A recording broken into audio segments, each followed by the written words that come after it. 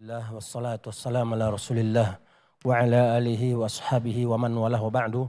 Qala al-muallifu rahimahullah rahmatan wasi'ah fi babil hajj. Wa an Abi Hurairah radhiyallahu anhu qala lamma fataha Allah ta'ala ala rasulihi Makkah qama Rasulullah sallallahu alaihi wasallam bin nas fahamidallahu wa asna alaihi thumma qala inna Allah habasa an Makkah al-fila wa sallatu 'alaiha rasulahu wal mu'minin wa innaha lam tahilla li ahadin kana qabli wa innama uhillat li sa'atan min nahar wa innaha lan tahilla li ahadin ba'di fala yunaffaru sayyiduha wala yukhtala syaukuha wala tahillu saqitatuha illa limunshidin wa man qutila lahu qatilun fahuwa bi khairun nazarain faqala al-Abbas illa al-izkhir ya Rasulullah illa al-idkhira ya Rasulullah fa innaha naj'aluhu fi quburina wa buyutina faqala illa al-idkhara muttafaqun alaih. إلا الإذخرة. Faqala illa al-idkhira muttafaqun alaih. Bismillahirrahmanirrahim. Alhamdulillahi rabbil alamin. Wa sallallahu wa sallam wa barak ala abdihi wa rasulih Muhammadin wa ala alihi wa sahbihi ajma'in. Amma ba'd. Rabbi shrah li sadri wa yassir li amri wa ahlul 'uqdatam min lisani yafqahu qawli. Allahumma alhimni rushdi wa qini syarra nafsi. Qala al-musannif rahimahullah babul ihram wa ma yata'allaqu bih. Berkata al-musannif al-hafidh Ibnu Hajar al-Asqalani rahimahullah dalam kitabnya Bulughul Maram bab tentang ihram dan yang berkaitan dengannya. Hadis ke-617. Wa an Abi Hurairah radhiyallahu anhu, dari Abu Hurairah semoga Allah meridhoinya, dia berkata, lamma fataha Allah Ta'ala ala rasulih sallallahu alaihi wasallam Makkah, tatkala Allah taklukkan untuk Rasulnya sallallahu alaihi wasallam kota Makkah, qama Rasulullah sallallahu alaihi wasallam finnas, maka berdirilah Rasulullah sallallahu alaihi wasallam berpidato di tengah-tengah manusia. Fahamidallaha wa athna alaih, maka beliau memuji Allah dan memujanya. Thumma qala, kemudian beliau bersabda sallallahu alaihi wasallam, innallaha habasa an Makkatal filah, sesungguhnya Allah dahulu pernah menahan dari kota Makkah serangan tentara bergajah, yaitu pada masa Abrahah ingin menghancurkan Ka'bah ketika dilahirkannya Rasulullah SAW pada tahun kelahiran Rasulullah. Sesungguhnya Allah pernah menahan serangan tentara bergajah atas kota Makkah. Wa sallatu 'alaiha rasulahu wal mu'minin, dan Allah telah taklukkan negeri Makkah, dan Allah telah taklukkan untuk Rasulnya dan orang-orang mukmin negeri Makkah pula.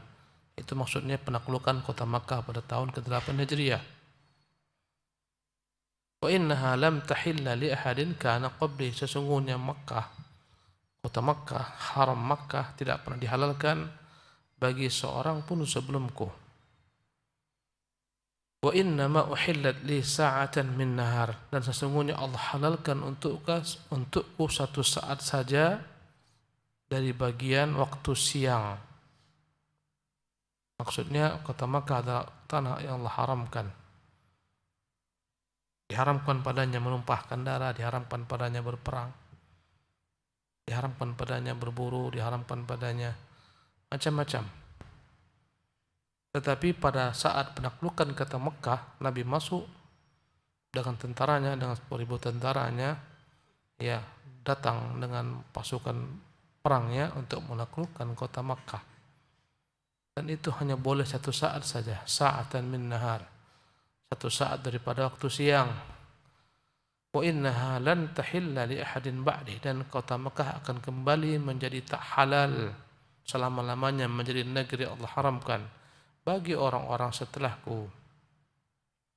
Antara bentuk keharamannya, fala yunaffaru sayduha, maka janganlah diganggu, diusir, dibuat lari sayduha, binatang-binatang buruan yang hidup padanya.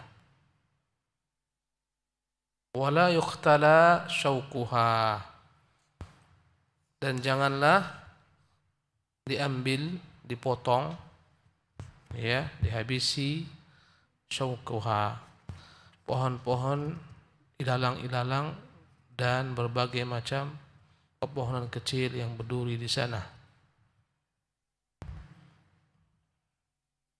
Ya, maksudnya yang hidup daripada pohon-pohon liar seperti ilalang, pohon-pohon lain, ya, duri sa'dan dan semacamnya, tak boleh diganggu, tak boleh dipotong, tak boleh ditebas. Ya, inilah maksudnya.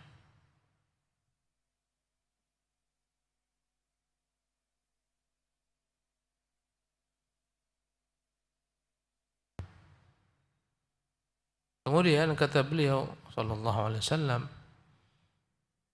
wala tahillu saqitatuha, dan tidak pernah dihalalkan barang-barang yang tercecer, yang merupakan barang berharga, tidak dihalalkan untuk mengambilnya, memilikinya, illa limunsyidin, kecuali bagi orang yang sekedar untuk memberitahukan.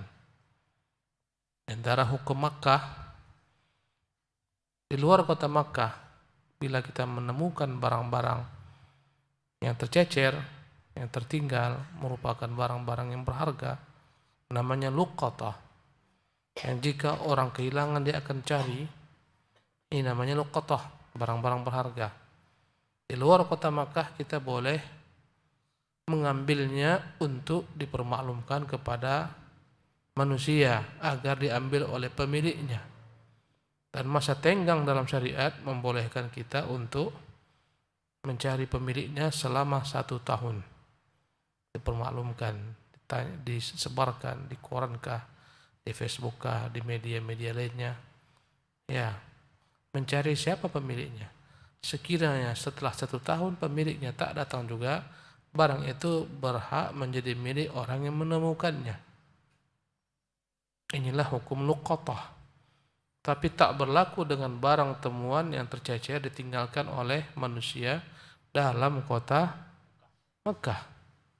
Tak boleh, selama-lamanya tak boleh.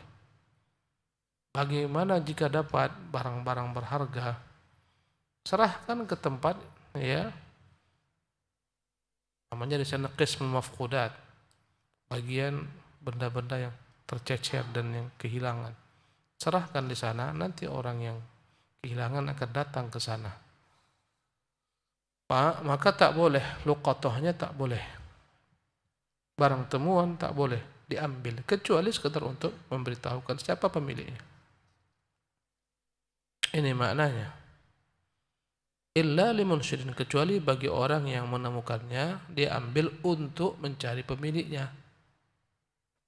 bukan untuk dia miliki. Ya. Fala, kata beliau, wa man qutila lahu qatilun fahuwa bi khairin nadharaini, barang siapa yang terbunuh, ya, khairin nadharain, maka dia berhak untuk, ya, menuntut satu daripada 2 hal. Pertama, menuntut diat, tebusan atas terbunuhnya kerabatnya, anaknya, familinya. Atau jika mereka tak sudi meminta diat untuk dibayarkan, mereka meminta yang kedua, yaitu apa? Qisas. Maka wajib diqisas. Inilah makna fahuwa bi khairin nadharain, maka dia memilih satu daripada 2 hal.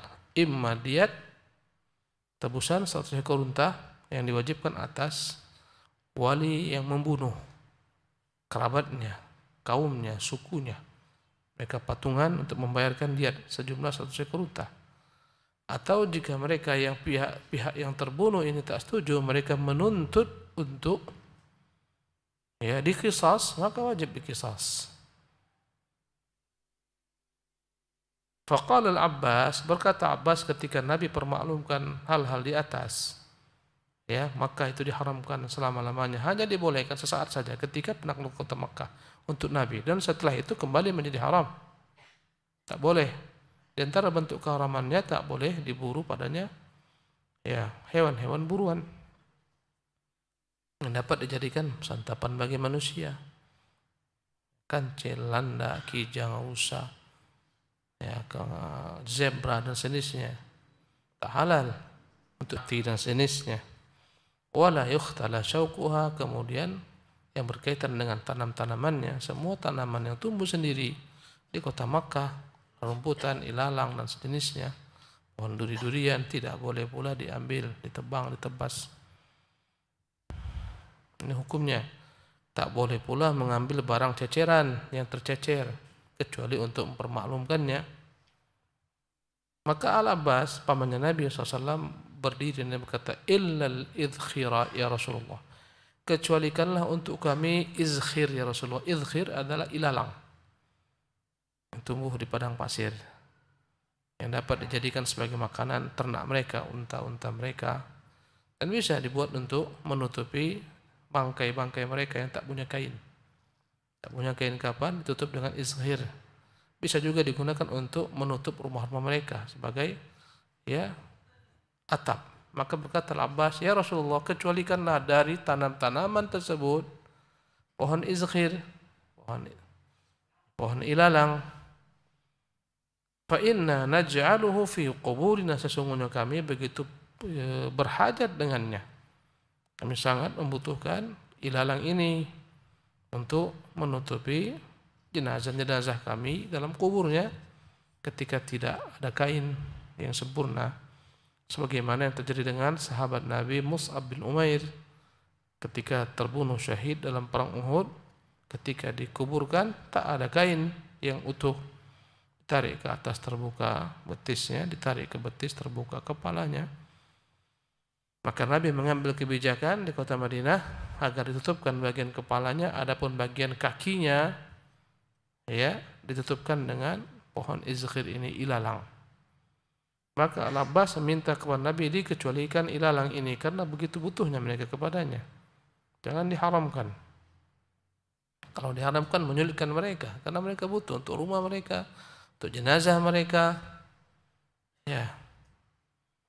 Faqala, maka Rasulullah pun mengatakan illal idkhira, kecuali ilalang izkhir ini, muttafaqun alaih. Ya. Ini berkaitan dengan tanah haram. Hukum ini berlaku untuk semua orang di tanah haram, baik dalam keadaan dia berihram ataupun tidak berihram, baik dia orang luar dari kota Makkah ataupun orang dalam kota Makkah. Tidak boleh bagi mereka melakukan hal-hal yang telah disebutkan di atas. Tujuan daripada perang kan rumah Allah Ka'bah sebagai kiblat kaum muslimin. Ya, ja'alallahu al-Ka'batal Baital Haram qiyaman lin-nas. Allah telah menjadikan Ka'bah, rumah yang Allah harapkan, sebagai qiyaman lin-nas. Qiyaman maknanya qayyiman, sebagai eksistensi kehidupan bagi manusia. Selama ada Ka'bah, selama ada orang haji, orang umrah, tawaf, selama masih Ka'bah ini digunakan untuk ibadah, selama-lamanya manusia tidak akan punah binasa, tidak akan terjadi kiamat. Hancur Ka'bah, kiamatlah dunia. Maka disebutkan dalam hadis-hadis yang sahih, kiamat itu terjadi ketika tak ada lagi orang yang menghormati Ka'bah. Ka'bah datangi, dicongkel satu persatu, batu-batunya dihancurkan oleh salah seorang laki-laki kurus dari negeri Habasyah. Ya, ketika tak ada lagi yang mengagungkan Ka'bah dan tak akan ada lagi ketika itu orang-orang beriman, datanglah kiamat. Adapun pada masa Rasulullah akan dilahirkan, ya Allah jaga Ka'bah sebagai persiapan akan datangnya Rasul terakhir dan umat terakhir. Ketika umat terakhir ini punah, dengan ditiupkan angin, sebelum hari kiamat Allah akan tiupkan angin. Dan setiap orang-orang mukmin terkena angin akan wafat. Setelah itu tinggallah orang-orang yang kafir, yang tak tahu lagi nama Allah. Ya, tak tegak lagi amar ma'ruf, tak tegak nahi mungkar. Ya, mushaf yang ada semuanya telah kosong daripada ayat. kembali kalamullah kepada Allah Jalla wa'ala. Ketika itulah kiamat datang. Ini menunjukkan betapa agungnya kedudukan Ka'bah bagi manusia, bagi kehidupan manusia.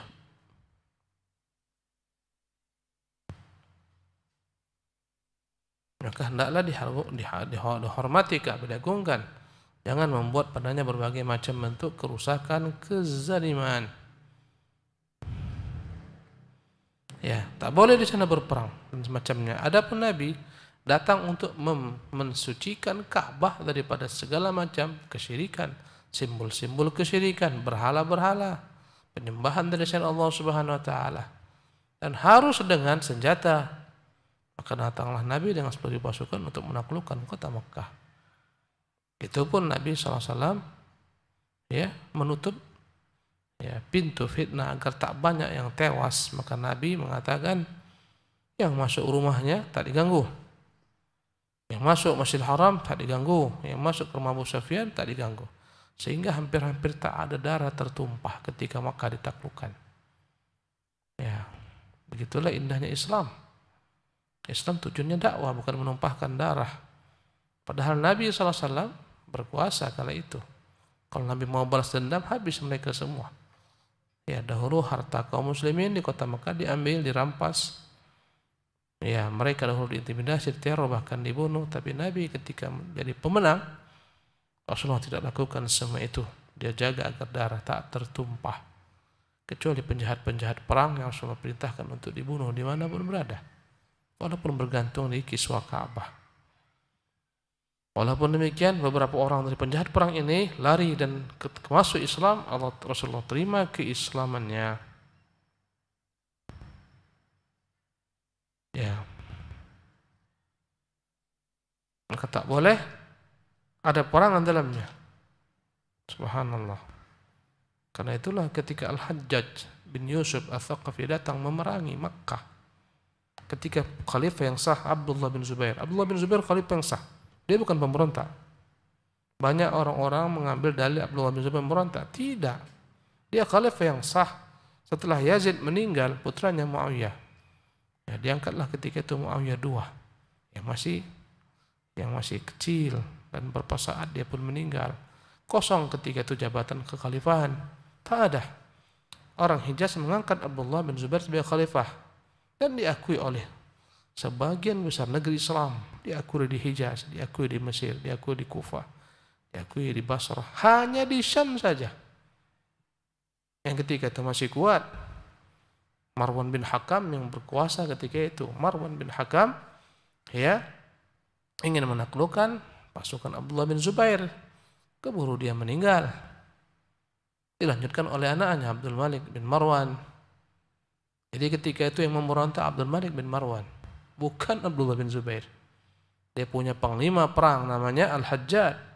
Datanglah Hajjaj memerangi kota Makkah. Ya. Subhanallah. Tentunya ini kezaliman. Memerangi khalifah yang sah di kota Makkah sampai dilempar ke Masjidil Haram. Abdullah bin Zubair berlindung di Masjidil Haram. Itulah benteng terakhirnya. Pasukannya tak solid, diperangi, pakai tank-tank ditembakkan sehingga hancur Ka'bah oleh siapa? Al-Hajjaj bin Yusuf. Kalah pasukan Abdullah bin Zubair. Abdullah bin Zubair mereka gantung dan dibiarkan beberapa hari sebagai pelajaran. Setelah mati Abdullah bin Zubair, naiklah Abdul Malik bin Marwan menjadi khalifah. Barulah sah kekhalifahannya setelah wafatnya Abdullah bin Zubair. Sebelumnya dia memberontak. Bukan Abdullah bin Zubair. Dan Husain pun bukan memberontak. Banyak orang-orang mengklaim Husain memberontak. Tidak pernah Husain memberontak. Angkat oleh Yazid, oleh Muawiyah. Ya, sebelum Muawiyah meninggal. Tak apa cerita sejarah dikit ya. Ketika diangkat oleh Muawiyah Yazid, ya, sebelum dia meninggal, diangkat sebagai putra mahkota. Jika dia meninggal, digantikan oleh putranya. Ketika itu, ya, Muawiyah merubah sistem kekhalifahan dari sistem syura, musyawarat, oleh al-hil wal aqdi menjadi wirathah, menjadi kerajaan. Adalah hal yang baru bagi para sahabat. Sehingga ketika Muawiyah naik ketika Muawiyah meninggal, ya pada tahun ke-40 Hijriah, ya naiklah ketika itu putranya Yazid. Dan para sahabat melihat ini adalah hal yang menyisihi ya apa-apa yang terdapat sebelumnya. Dan ketika itu Yazid memaksa orang agar membaiat dirinya. Sebagian sahabat menganggap bahwasanya tak sah kepemimpinannya. Mereka belum membaiat. Keluarlah siapa tadi? Al-Husain. Apalagi Husain sendiri yang menganggap tak sah kekuasaan tersebut, ditawari oleh orang-orang Kufah.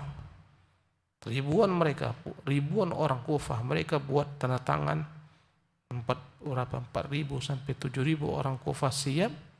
Datanglah engkau kepada kami, engkau akan kami nobatkan sebagai khalifah kami. Kami tak setuju dengan Yazid. Husain berangkat. Jadi bagaimana dikatakan memberontak sementara dia belum pernah ya menerima ya kekuasaan Yazid. Setelah tiba di tempat namanya Karbala, ketika itu ternyata pasukan yang di Kufah yang katanya setia kepada Husain semuanya membelot, bahkan sebagian ikut untuk menyerang Husain di Karbala sana. Sebelumnya sebelum terjadi peperangan, Husain minta berdialog, minta diberikan satu daripada 3 pilihan. Pertama, biarkan Husain datang ke Syam, biar dia membaiat langsung khalifah kali itu, Abdul Malik. Berikan saya kesempatan, saya ke Syam, saya akan baiat dia sebagai khalifah. Itu pilihan pertama. Pilihan yang kedua, atau biarkan saya kemana saya mau pergi ikut para mujahidin, menjaga wilayah-wilayah kaum muslimin. Atau yang ketiga, izinkan saya pulang kota Madinah. Pertama, ya Ubaidullah bin Ziyad yang ditunjuk oleh Abdul Malik sebagai gubernur menguasai jahat di sekitarnya. Mengapa kau setuju dengan pilihan-pilihan yang datang dari dia? Engkau sebagai gubernur yang berkuasa di Kufar dan Basra, engkau yang menentukan. Berubahlah dia, naiklah ketika itu egonya, dan dia katakan tidak, Husain datang kemari, terserah mau aku apakan dia. Kata Husain, tak bisa. Husain masih direndahkan. Apalagi Ziyad bin Ubaidillah bin Ziyad ini tak ada apa-apanya. Bapaknya dahulu termasuk orang mu'allaf yang pernah dibaikut Nabi SAW di Taif. Ya. Oleh karena itu Husain mengatakan, saya tak sudi datang kepada Ubaidillah. Siapa dia? Ketika itu pasukan diperintahkan oleh Ubaidillah untuk mengepung Husain. Husain membela diri. Mau diperangi orang harus bela diri. Ya. Jadi di mana letak pemberontaknya Husain? Tak ada. Dia pilih memilih satu daripada 3 hal. Membaiat Yazid, ditolak. Ikut berperang bersama mujahidin di wilayah-wilayah kaum muslimin, ditolak. Kembali ke Madinah, ditolak. Mana pemberontaknya Husain? Ini harus kita pahami, karena selalu dijadikan orang-orang Harokiyun dalil boleh memberontak kepada penguasa zalim adalah peristiwa Karbala. Husain yang keluar katanya daripada kekuasaan dinasti Bani Umayyah. Tidak. Demikian juga mereka menuduhkan Abdullah bin Zubair keluar. Tidak, Abdullah bin Zubair itu penguasa yang sah, bahkan dia khalifah yang sah, dia yang diberontak, ya digalang ke pemberontakan atasnya. Jelas? Kok ke sana kita? Ya, menunjukkan keagungan kota Makkah. Maka yang merusak kota Makkah adalah siapa tadi? Al-Hajjaj bin Yusuf Al-Thaqafi. Hancur Ka'bah dia buat.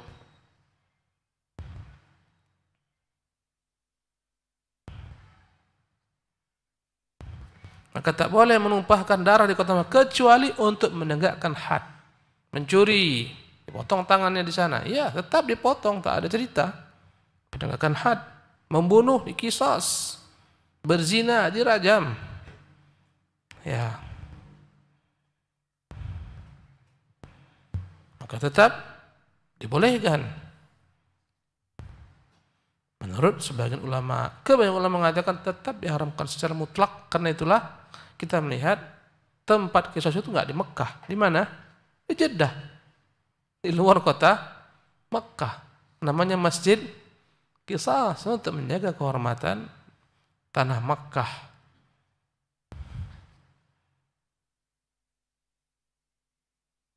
Ya, ini pendapat jumhur. Ya. Adapun pendapat yang sahih, boleh di sana untuk ditegakkan had.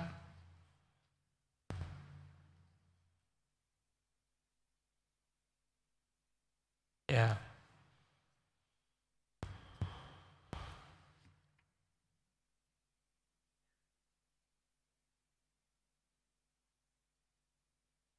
Ya, hadis ini menunjukkan Mekah ditaklukkan dengan peperangan. Tunduk mereka, bukan dengan damai, tidak.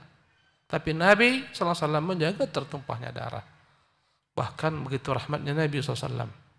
Ketika mereka semua takluk, Nabi kumpulkah ada dedengkot kafir Quraisy di bawah kekuasaan Nabi. Nabi SAW bertanya kepada mereka, "Ma tadhunnuna anni fa'ilun bikum?" Penduduk Mekah, kira-kira apa yang akan kuambil tindakan untuk kalian? Jahatnya mereka mengusir Nabi, subhanallah, sampai hijrah ke negeri Habasyah pun mereka kejar, ingin dikembalikan. Jahat luar biasa, membunuh para sahabat, ya, terbunuh kaum fuqara, orang-orang miskin, budak-budak. Sumayyah ditembus kemaluannya, Yasir, ya, dibunuh, banyak. Ya, sampai Nabi terusir. Nabi SAW ketika terusir dari Mekah berlari, ya, di kejaran orang-orang Quraisy. Setelah jauh Nabi melihat Mekah, berkata Nabi, "Innaki la ahabbul biqa'i ilallah." Ya, sesungguhnya engkaulah sebaik-baik negeri si Allah Subhanahu wa taala. Sekiranya kaummu tidak mengurungkan aku tak akan pernah keluar daripadanya. Keluarlah Nabi terusir dari negerinya sendiri, dari tanah airnya, tempat kelahirannya. Tapi tak lama, 8 tahun saja hijrah, berubah keadaan. Maka Nabi berkata, "Kira-kira gua apakan kalian?" Kata mereka, "Engkau adalah orang mulia, orang tuamu pun adalah orang-orang mulia. Berbuat baiklah kepada kami."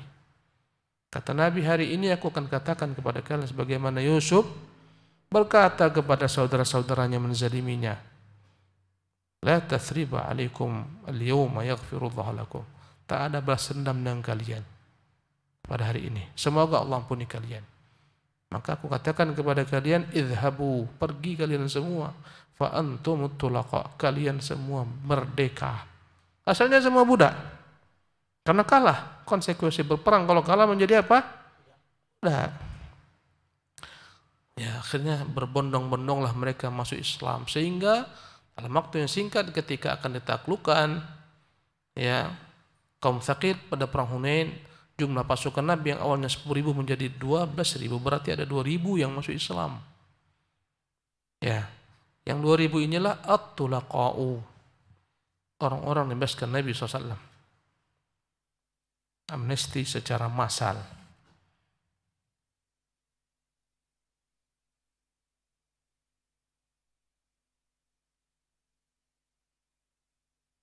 Ya, adapun apa yang dikecualikan oleh Abbas, "Ya Rasulullah, kecualikanlah untuk kami ilalang izkhir."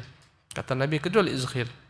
Boleh jadi ini ijtihad dari Nabi SAW, dan boleh jadi ini adalah merupakan, ya, wahyu yang Allah wahyukan kepada Nabi SAW, bahwasanya izkhir dikecualikan untuk kemaslahatan nikah. Jadi ini menunjukkan keutamaan Makkah, sampai-sampai tanamannya pun harus aman.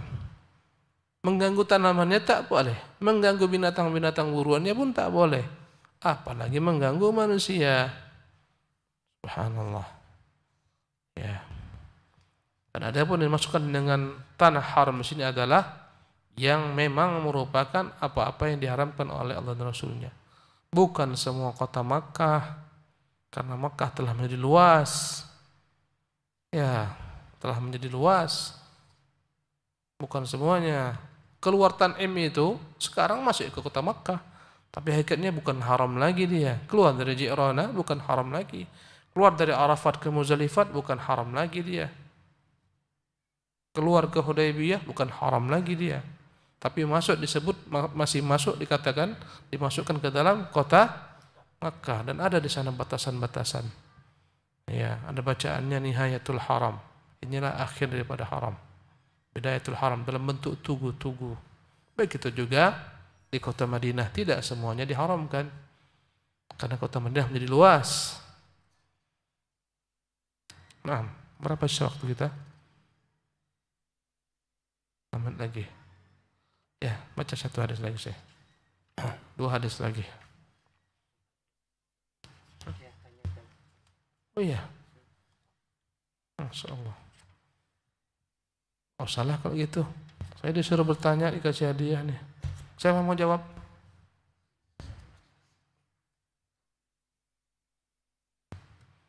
Nah, pertanyaan Ustaz. Tanya dulu atau angkat tangan dulu? Siapa nama panglima yang merusak kehormatan kota Makkah dengan menyerang kota Makkah? Lengkap namanya siapa? Siapa? Ulangi. Al-Hajjaj bin Yusuf At-Thaqafi. Masya Allah. Untuk antum. Ya. Siapa nama panglima yang memimpin kota Kufah dan Basrah? Dialah yang merintahkan untuk menyerang Husain. Baidillah bin Ziyad. Tafadhal. Kanan kiri. Ya. Siapa nama khalifah yang menguasai Hijaz setelah meninggalnya ya Yazid bin Muawiyah dan putranya Muawiyah? Siapa nama khalifah yang menguasai Hijaz? Yang diperangi oleh Al-Hajjaj tadi siapa nama khalifah? Abdullah bin Zubair. Masya Allah. Tak jadi kita baca hadis. Baca saya, masih ada waktu saya. Baca 2 hadis lagi. Ahsanallahu ilaikum.